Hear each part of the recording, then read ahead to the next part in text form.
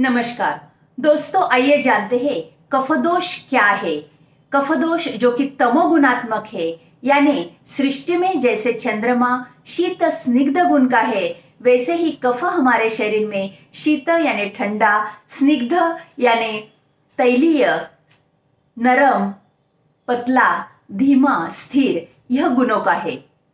कफदोष हमारे शरीर में कोशिकाओं को एक साथ जोड़े रखने का कार्य करता है और कफदोष से शारीरिक एवं मानसिक संतुलन तथा मजबूती रहती है।